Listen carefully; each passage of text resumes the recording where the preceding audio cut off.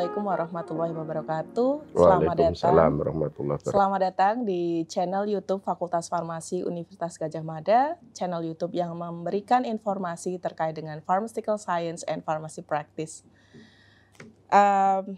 Nama saya Marlin Dian Laksitorini dan hari ini kita akan membedah book chapter yang terkait dengan application of DNA-based method for authentication analysis for halal and kosher food products.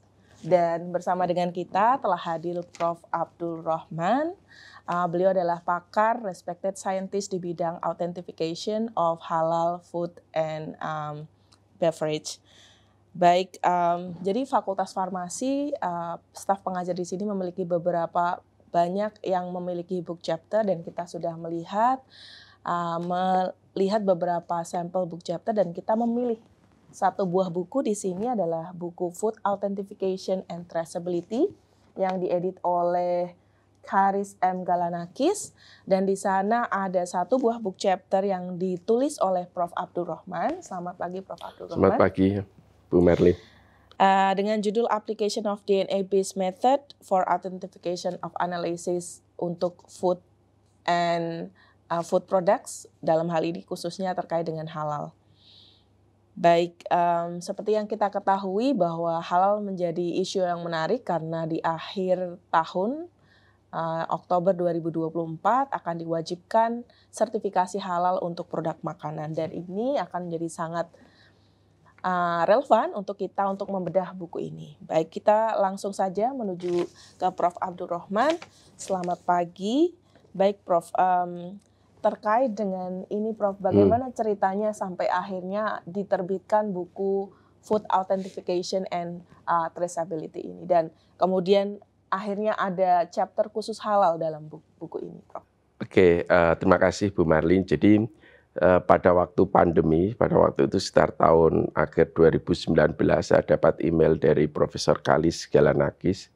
Beliau seorang outstanding profesor karena beliau berposisi sebagai editor in chief di beberapa jurnal bereputasi, salah satunya Discover Food itu under Springer, dan beliau juga sebagai editor di beberapa jurnal seperti Trend in Food Science and Technology lah. Memang seperti itu seorang ilmuwan seringkali kalau dia itu sudah mempublikasikan karyanya di beberapa jurnal, di beberapa buku itu seringkali ingin menjadi seorang editor suatu buku ya.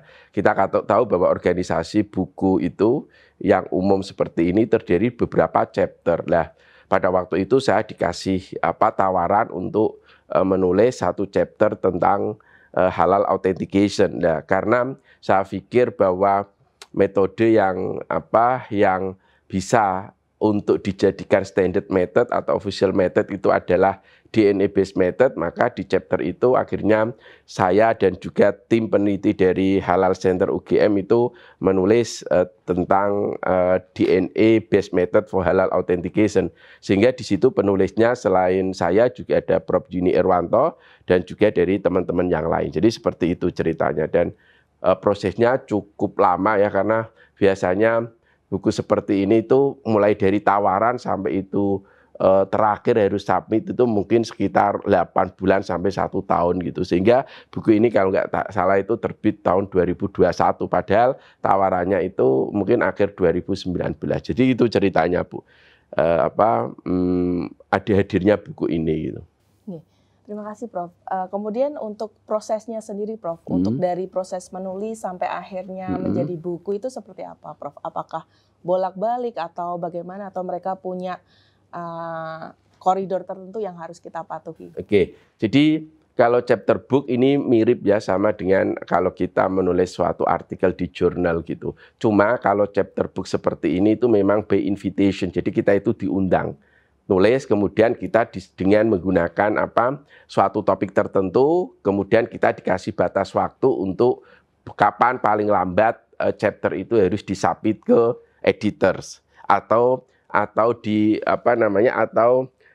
dari penerbit yang bertanggung jawab terhadap produksi buku ini. Karena biasanya editor itu dia bekerja sama, punya satu tim ya dari publisher yang bersangkutan. Seperti ini kan buku ini terbitkan oleh Academic Press ya, bagian dari Elsevier. Jadi satu orang yang itu dia berkomunikasi dengan para penulis, karena lah dari situ begitu kita itu submit draft, maka seperti biasa direview beberapa kali, terutama yang mereview memang editornya saja untuk menselaraskan bagaimana tidak terjadi tumpang so atau overlapping antara topik yang dikaji satu dengan yang lainnya. Nah, setelah beberapa kali revisi dari editor, kemudian dilakukan sama prosesnya, dilakukan uji atau tes similarity index pada waktu itu, dan pada waktu itu dilakukan similarity index, kemudian kita perbaiki dan akhirnya ya kena seperti jurnal lah, seperti artikel di jurnal, proofing, kemudian setelah itu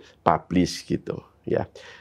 Satu lagi sebenarnya keuntungan book chapter ini, kalau ini di bawah beberapa buku yang yang itu seperti Elsevier seperti ini, itu Anda bisa temukan ini Science Direct, dan seperti ini juga terindeks di berbagai database. Salah satunya misalkan Anda bisa menemukan ini di Scopus, karena buku ini itu juga terindeks di Scopus. Artinya memang tidak semua buku itu terindeks di Scopus, tapi beberapa buku yang itu di bawah penerbit yang bagus biasanya terindeks juga di Scopus. Seperti itu Bu Marlin, ceritanya mulai dari adanya penawaran sampai buku ini terbit gitu. Baik Prof. Jadi memang prosesnya cukup panjang seperti di jurnal, back and forth gitu ya, dan dikawal langsung oleh editor ya. Nah, untuk kita mungkin yang merupakan pemerhati halal Prof, mengapa kita harus membaca book chapter dibanding review paper atau misalnya original artikel? Apa kira-kira saran Prof Abdul terkait dengan hal ini? Kadang memang kita sebagai saintis kadang book chapter tuh nggak dibaca gitu Prof. Mungkin Prof Abdul ada masukan buat kami. Jadi gini, sebenarnya book chapter ini mirip-mirip dengan review artikel ya, hanya saja book chapter ini lebih ke arah teknis. Jadi dalam suatu book chapter ini seringkali kita juga bisa memasukkan protokol-protokol yang itu cara detail, yang mana itu kalau dalam review artikel seringkali dihindari karena keterbatasan space untuk memasukkan metode protokol gitu. Tapi kalau dalam book chapter ini dia lebih bisa lebih detail. Jadi intinya sama dengan review artikel, cuma beberapa hal yang detail, yang teknis itu bisa dimasukkan. Keuntungannya lagi dibanding dengan original artikel, tentunya kalau dalam book chapter ini pembahasannya lebih komprehensif. Kalau original artikel kan dia biasanya hanya dalam satu topik riset dengan cakupan data yang terbatas. Tapi kalau book chapter seperti ini kita bisa cakupannya lebih luas dan hal yang detail itu kita masukkan, sehingga mungkin kalau diposisikan itu book chapter ini adalah di tengah-tengah antara original artikel dan review. Kalau review itu dia pembahasannya komprehensif tapi dia tidak detail. Kalau original artikel sangat detail tetapi pembahasannya adalah sebatas dari data yang tercakup gitu. Sehingga saya sendiri saat ini lebih suka nulis book chapter kalau ada tawaran-tawaran seperti itu. Karena apa? Karena tadi berada di tengah-tengah. Memang kalaupun tingkat keterbacaan itu sedikit karena seringkali nggak banyak orang yang berlangganan book chapter seperti ini, atau berlangganan biasanya kalau berlangganan kan satu bukunya ini gitu. Dan dan biasanya kalau kita beli aslinya hardcover seperti ini juga mahal.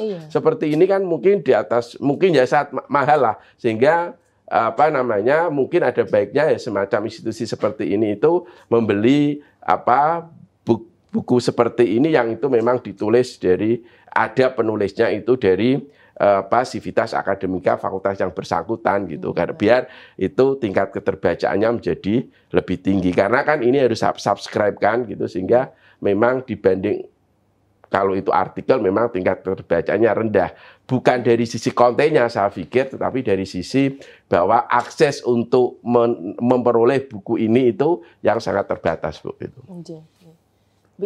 Kalau misalnya kita bandingkan dengan textbook, Prof, bagaimana kita merubah atau meningkatkan grade sebuah book chapter itu menjadi sebuah buku pegangan atau handbook begitu, Prof? Apakah ada tips dari Prof Abdul? Jadi sebenarnya chapter book ini juga selain sebagai buku panduan untuk bagi peneliti ya, ini juga bisa sebagai metode ajar. Saya kasih contoh gini, mungkin saya bahan-bahan kuliah saya itu juga banyak yang saya ambil dari suatu book chapter gitu, terutama yang pembahasannya spesifik ya. Misalkan kalau saya mengajar tentang analisis autentikasi halal dengan metode tertentu, misalkan dengan metode DNA based method, maka saya akan gunakan buku ini gitu. Karena apa? Karena tadi pembahasannya komprehensif dan ada aspek-aspek detail yang itu diperlukan oleh mahasiswa, sehingga ini sebenarnya book chapter ini bisa digunakan sebagai buku ajar dan juga sebagai buku referensi gitu. Memang kalau nomenklatur untuk kenaikan pangkat memang masuknya book chapter gitu ya. Karena apa? Karena tadi ini dalam satu buku itu terdiri dari beberapa bab seperti itu. Baik, Prof. Abdul, ini kita menarik sekali pembahasannya ya. Justru kita banyak bergeser terkait dengan teknik publikasi dan sebagainya. Tapi ini relevan buat kita semua, saya rasa. Untuk terkait dengan book chapter ini, Prof. Abdul, bagaimana sih kita sebagai reader itu kita memilih book chapter yang bagus gitu? Karena sekarang itu kan memang kalau misalnya kita baca, kita lihat autornya kadang kita nggak kenal gitu. Jadi kita mau baca tuh ragu-ragu, jangan-jangan nggak dapet apa-apa, atau isinya kemana-mana yang bukan yang kita harapkan. Apakah ada tips, Prof? Bagus ya ini, artinya yang coba digali ini menarik. Jadi kita kembali untuk melihat apakah kualitas dari book chapter ini baik atau tidak, tentunya adalah sebagaimana di jurnal itu adalah bagiannya proses reviewnya. Jadi beberapa book chapter itu reviewnya ketat, Bu. Seperti ini terutama book chapter yang itu memang di bawah penerbit-penerbit yang bereputasi. Misalkan seperti ini Academic Press, yang sering kali kami lakukan itu RSC, Royal Society of Chemistry, kemudian Wiley, kemudian Ayopo Press, yang banyak kami itu adalah Springer. Jadi buku-buku yang berada di bawah penerbit yang itu bereputasi itu memang proses reviewnya itu ketat. Karenanya mungkin para pemirsa ini harus hati-hati kalau ada tawaran book chapter yang itu menerbitkan itu adalah penerbitnya itu Anda dengar saja tidak pernah, dan kemudian dia itu harus ketika Anda menerbitkan ini Anda harus bayar gitu ya.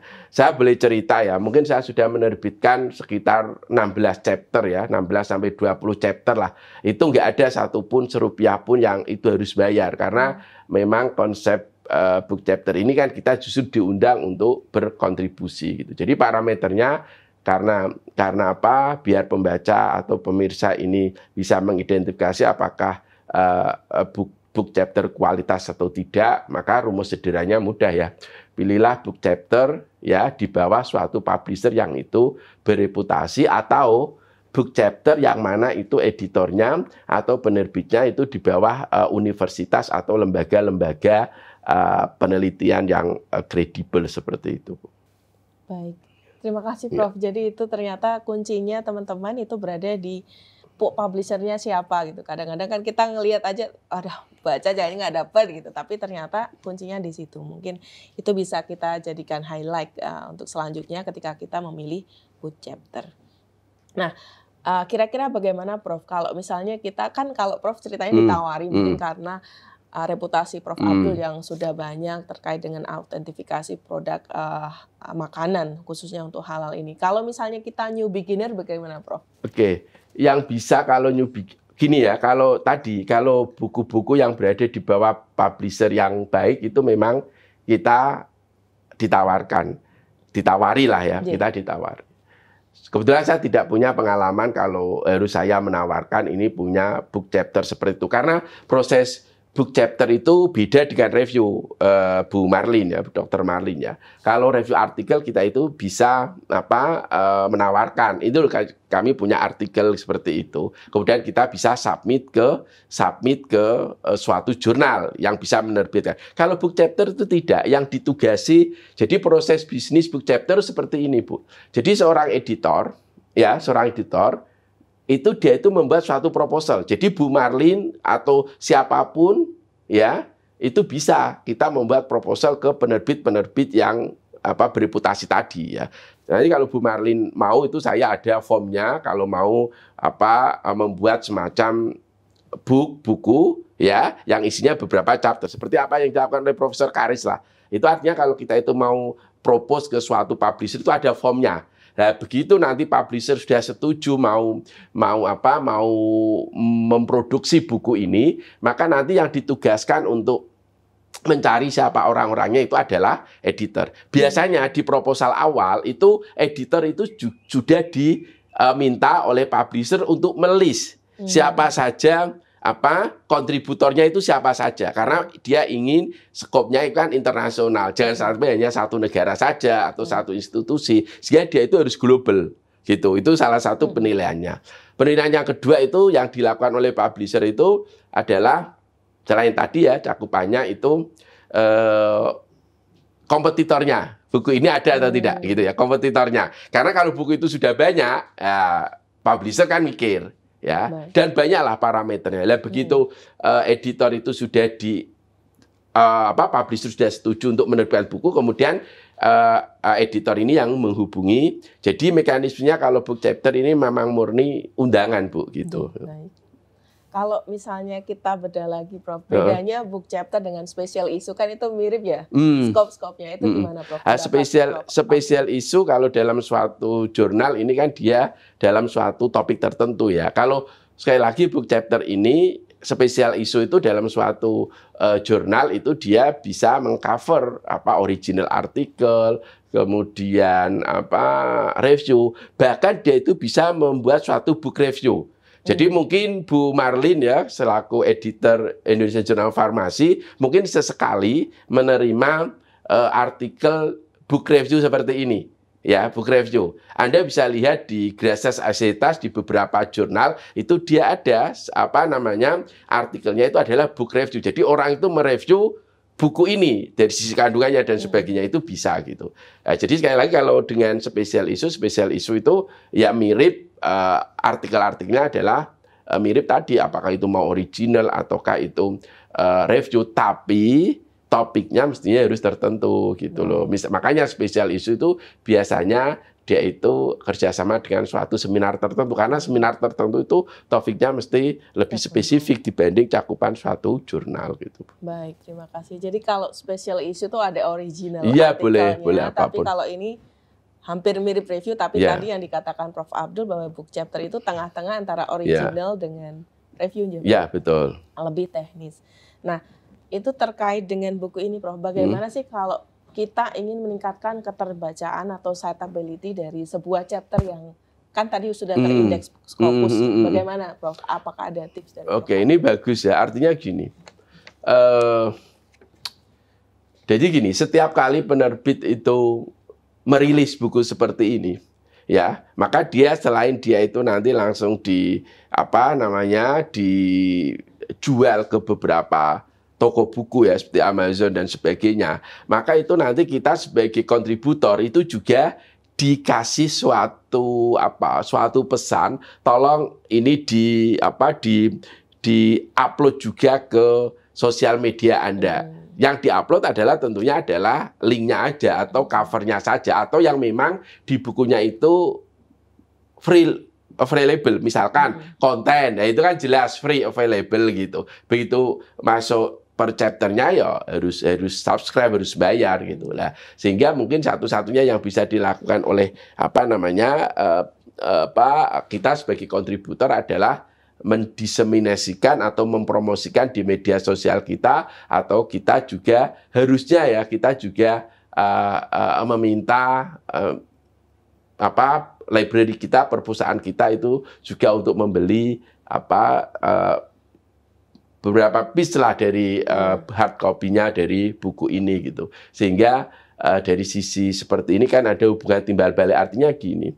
Dari sisi seperti ini kan penerbit itu kita kan nggak disuruh bayar ya, serupiah pun kan nggak disuruh bayar ya. Sehingga kalau itu institusi kita yang menaungi kita itu misalkan membeli berapa seperti ini kan, itu akan membuat hubungan antara penerbit dengan penulis-penulis dari universitas kita itu akan semakin lebih baik gitu. Dan sayangnya beberapa buku seperti ini juga tidak dilanggan di UGM gitu. Karena ini kan ada di Science Direct ya. Tapi Science Direct itu kan ada e-book, ada jurnal. Ini kelihatannya ini juga tidak semua buku itu juga dilanggar. Sehingga satu-satunya cara ya tadi Bu, kita upload di media sosial, kemudian siapa tahu ada 1-2 yang ingin tertarik, kemudian dia akan membeli secara online ataupun dia membeli hard copy-nya gitu. Baik, kalau terkait dengan buku ini, untuk chapter ini Prof, atau buku inilah secara umum, siapa sih yang kira-kira perlu untuk membaca buku ini, Prof? Oke, jadi kalau yang perlu seperti ini adalah tentunya ini adalah sebenarnya adalah para mahasiswa atau peneliti di bidang makanan ya. Karena di sini itu tidak hanya khusus membahas halal. Kebetulan karena research interest saya adalah halal authentication, maka saya menulis satu chapter tentang halal authentication. Tapi di sini itu siapapun yang dia itu bergerak di bidang food analysis and food traceability, food authentication itu layak untuk membaca buku ini gitu. Karena di bab buku ini ya tidak hanya DNA based method Bu, tapi protein based method, lipid based method. Jadi semua biomarker yang bisa dieksploitasi untuk memastikan apakah makanan itu memang betul-betul autentik atau tidak gitu ya. Sehingga mahasiswa, peneliti yang bergerak di bidang food traceability maka layak untuk melihat ini. Memang tidak semua topik analisis makanan di cover ya, tetapi sebagian kemudian yang mendasarkan pada teknologi-teknologi terbaru bisa dilihat di buku ini. Baik Prof, ini kan Prof Abdul menggunakan aplikasi DNA untuk halal gitu. Apakah aplikasi DNA misalnya dengan teknik yang sama kita juga aplikasikan untuk bisa hal lain yang selain halal? Oke, jadi gini, ini masuk ke konten buku ini ya. Jadi gini, kalau dalam bidang food analysis atau analisis makanan, DNA based method itu kan metode-metode yang berdasarkan pada DNA. Sehingga kalau kita bisa menggunakan metode ini untuk analisis DNA spesies hewan yang itu terkait dengan non halal ya, babi, celeng, anjing, kucing, kera ya, maka metode ini juga bisa digunakan untuk melakukan analisis objek apapun yang mana yang markernya itu DNA. Misalkan kita mau melihat bagaimana itu manusia misalkan kan seringkali kalau ada dulu ya pernah ada kecelakaan gitu, kemudian dia itu kalau forensiknya kan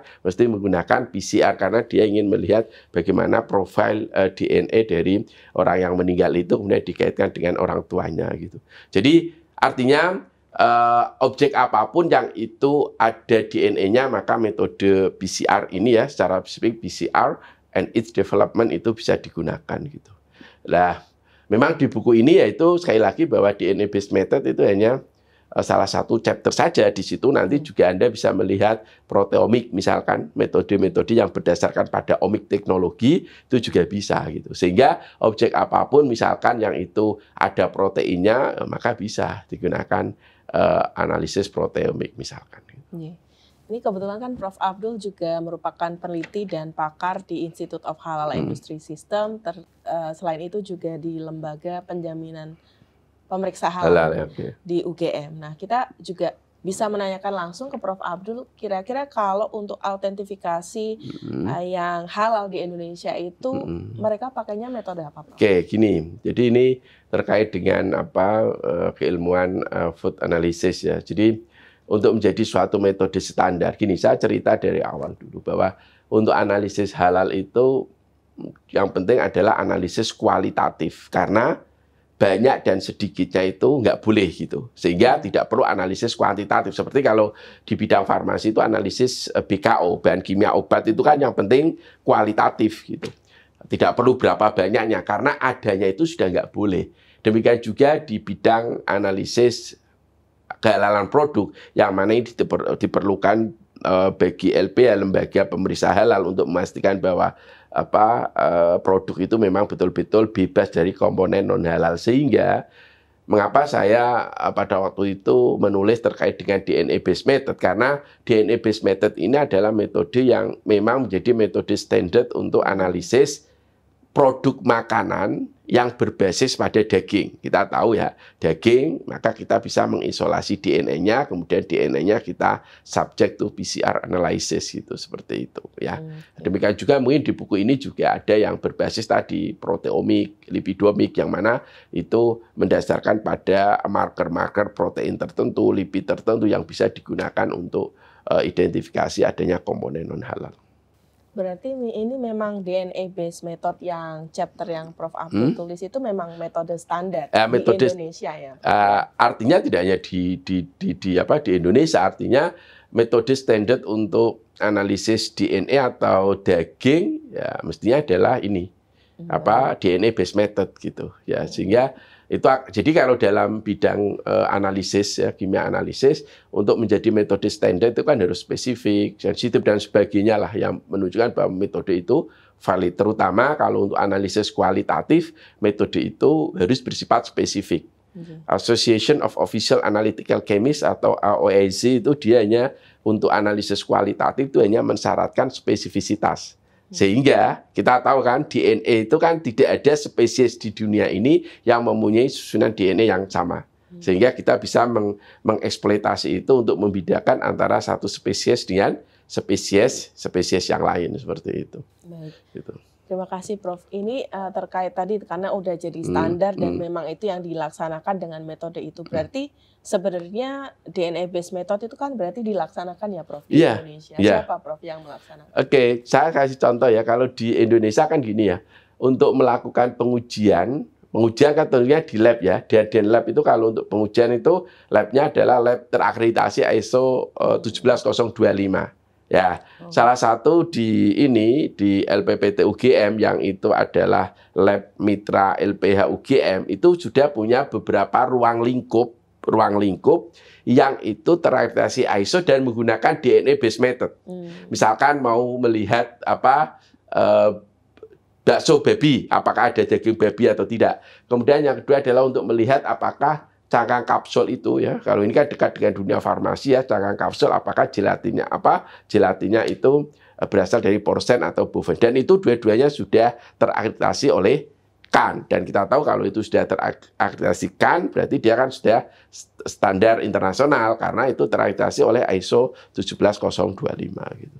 Baik, jadi yang cocok baca buku ini memang lab-lab yang pengen punya akreditasi itu ya Prof, biar tahu seperti apa. Gitu. Iya, di satu sisi kalau lab yang sudah terakreditasi ya perlu tapi yang lebih penting lagi adalah kalau dia mau menambah ruang lingkup untuk akreditasi ruang lingkup yang terkait dengan analisis kehalalan produk yang berbasis pada daging misalkan.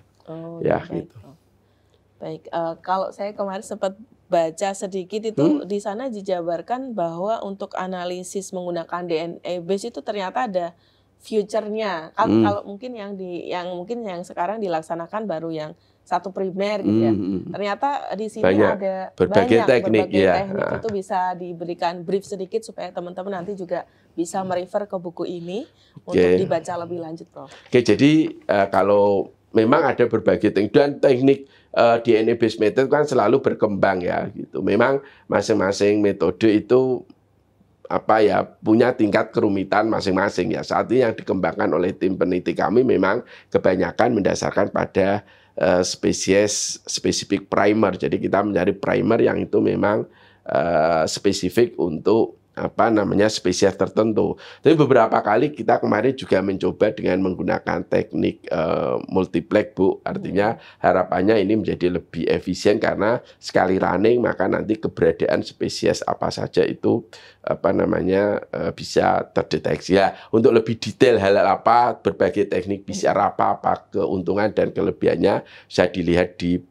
buku ini, di chapter ini dan beberapa chapter yang lain, karena saya lihat juga ada yang terkait juga dengan PCR. Baik, Prof. Jadi detail ada di sini, nggak cuma satu primer aja. Prof. Abdul juga sudah mencoba multiplex, tapi ada juga teknik-teknik yang lain mungkin bisa dikembangkan oleh lab-lab yang ingin mengembangkan uji tersebut. Kalau buku ini bisa didapatkan di mana, Prof? Ya kalau mau ya langsung beli di toko-toko buku internasional. Kalau kita beli di Indonesia ya nggak ada yang jual karena kan nggak boleh kalau kemudian itu kita kita reproduce kan nggak boleh. Jadi atau yang mungkin kalau mau mendapatkan buku ini ya tadi membeli secara online Kalau ke akses per chapter gitu, beli akses per oh chapter bisa nggak? saya pikir bisa per chapter bisa kalau Anda tertarik pada satu chapter tertentu gitu. Baik, jadi nggak harus segini ya teman-teman, bisa juga kita membeli per chapter atau mungkin kita bisa cek di universitas masing-masing apakah ada akses untuk chapter ini. Barangkali ada, atau kalau misalnya enggak bisa langsung kontak Prof. Abdul Rohman kalau misalnya beliau barangkali ada akses terkait dengan full text-nya. Itu juga bisa menjadi salah satu alternatif. Baik, hari ini kita sudah mendapatkan banyak informasi dari Prof. Abdul Rohman terkait dengan bagaimana membuat teks book chapter, bagaimana keuntungan kerugian book chapter, terkait dengan teknik-teknik book chapter maupun terkait dengan isi dari book chapter ini yang berupa autentifikasi halal dari produk makanan. Saya rasa banyak sekali informasi. Kita mengucapkan terima kasih kepada Prof. Abdul Rohman atas sharingnya. Semoga kita mengucapkan terima kasih dan semoga Prof. Abdul Rohman risetnya semakin bermanfaat. Terima kasih. Sampai ketemu di channel YouTube Fakultas Farmasi selanjutnya. Salam sehat, sukses selalu. Assalamualaikum warahmatullahi wabarakatuh. Waalaikumsalam warahmatullahi wabarakatuh.